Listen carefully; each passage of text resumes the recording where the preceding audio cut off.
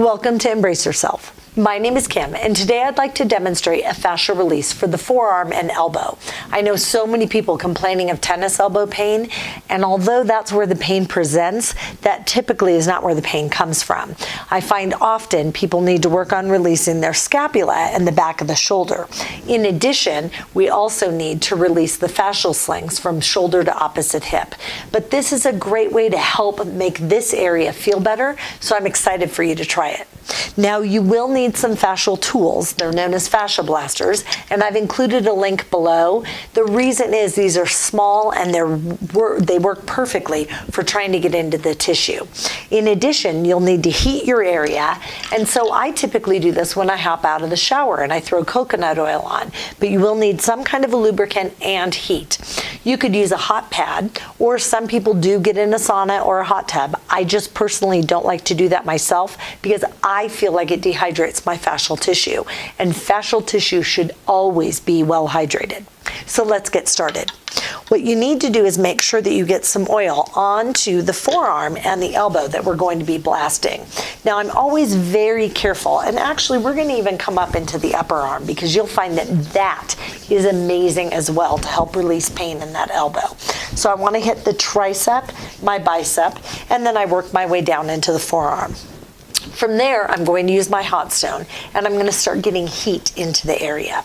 And this feels so good because the more we can warm the fascial tissue, the more pliable, hopefully, it will become, so we can really dig in and start getting into those restrictions. Again, I want to work all the way down the forearm. I'm coming across that elbow, so I'm just working my way in and just making sure that I have enough heat that it feels like it's ready to be blasted. Once you've gotten that tissue nice and warm, we're going to go ahead and start with the face blaster. Now, I want to work gently at first, and I just come up and down the arm. And so I can work all the way on the front of the arm, coming down the forearm. I can flex my wrist, and then I can extend the wrist, so I'm contracting the muscle and stretching the muscle while I do my blasting. Now, I start at first rather gently, and then I can start working my way in. And then I move to the forearm and come around on the inside, and I can also hit the back of the tricep. So you'll see right now I'm just going on a vertical plane, just moving up and down. And I have not yet come to the elbow. We'll get to that, but I always like to blast my big muscles first and make sure that I feel really good and comfortable. What I'm trying to do here is get blood flow to the area. So now I'm going to start working across the fascial tissue. So I go horizontally, and you'll start to see I'm definitely getting blood flow because I'm starting to turn red. Remember, red is so good. That means that fresh, oxygen-rich blood is getting into the area. And once oxygen gets in there, it's going to pull other toxins out. And then those toxins are going to get flushed out, which is why it's so important to drink plenty of water. In addition, you can go on the diagonal. And so you're kind of going in a diagonal plane of motion across the arm. And my goodness, does that feel completely different than going vertically or horizontally.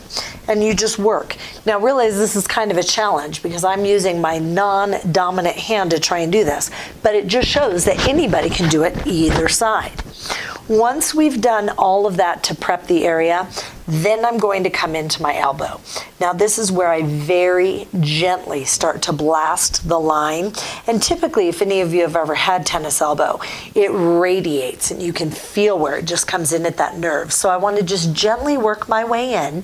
And what I'm doing is I'm asking permission from my body. I'm saying, hey, would you mind just let go of that trauma, let go of whatever physical trauma is stored there, in addition to any emotional trauma. Because realize if you're in pain, it is an emotional experience, and we want to make sure to release all of the trauma.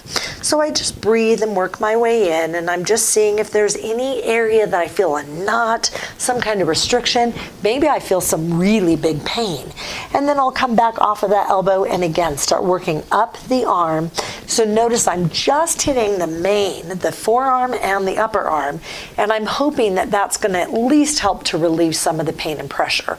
I know it's super hard to do the back of your upper body by yourself. So that's where I'm just trying to demonstrate what you can do for yourself to see if it'll help. And then you can use other tools to start blasting and getting into the back side of the body. So that is the fascia blasting portion for the arm. Once you finish, you can either use your stone or take the back of the fascia blaster and start to gently flush and release the area.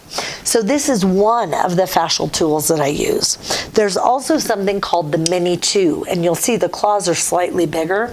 So I can really start digging in a little bit deeper with this particular tool, and you'll notice it also has my favorite pointed ends. So I can even take those points and start to just gently work my way down the lines in the body. And if I find a restriction, I can almost use it like a crayon and just go in the side, but then I can also find a point, let's say, where there's some pain, and I can just apply some trigger point pressure to try and release those areas. So this is another great tool that you can use, and you can play around to see what feels best for you. Everyone always asks, can I just use one thing? And sure, you can find one tool and maybe it'll work for everything, but I find there are so many various uses from all of the different blasters. And so I love to do that because I move so frequently.